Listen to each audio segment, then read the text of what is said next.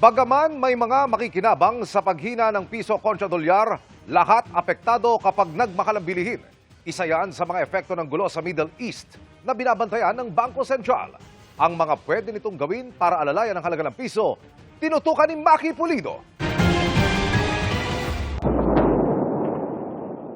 Kung tuloy-tuloy pa ang epekto ng giyera sa Middle East sa presyo ng langis sa world market, posibleng tuloy-tuloy ang paghina ng piso kontra dolyar, ayon sa ekonomistang si Professor Emmanuel Leyco.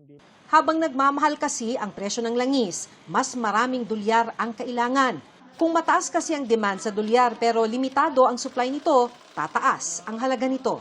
Hindi naman gumagalaw ang supply ng dolyar sa merkado. So, mapipilitan kang bumili ng dolyar sa mas mataas. Kasi market nga no? Bidding war yan.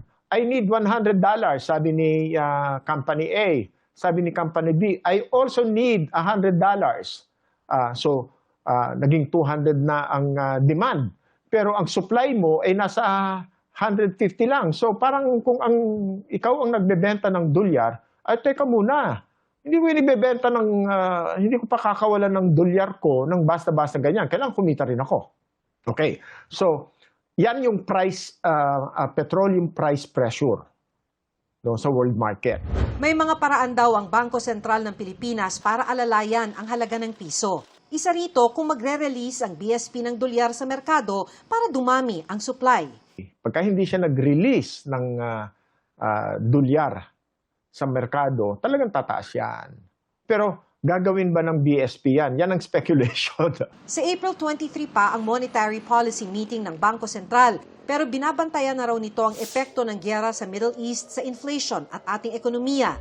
Sabi ng BSP, nasa higit 113 billion US dollars ang kanyang gross international reserve as of February 2026. Tinitiyak daw ng reserbang ito na may sapat na dollar liquidity para sa mga pangangailangan sa pag-angkat ng produkto at pambayad sa mga utang ng bansa. Katumbas daw ng dollar reserve ang mahigit 7 buwang halaga ng inaangkat na produkto at serbisyo. Para sa negosyanteng si Sergio Ortiz Luis, may mga winner naman sa pagbaba ng halaga ng piso. Tulad na lang daw ng mga pamilya ng mga OFW. Turismo dahil mas maakit ang mga turista kung mataas ang halaga ng pera nila. At local manufacturers dahil magiging mas mahal na ang imported.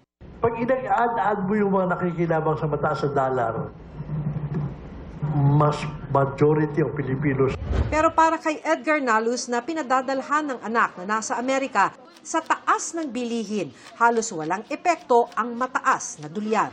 Mataas nga yung palit, pero yung bibilin mo naman, tumaas din. Pero kung mataas ang palit at yung mga bilihin natin mababa, doon ko pwedeng sabihin, makikinabang kami.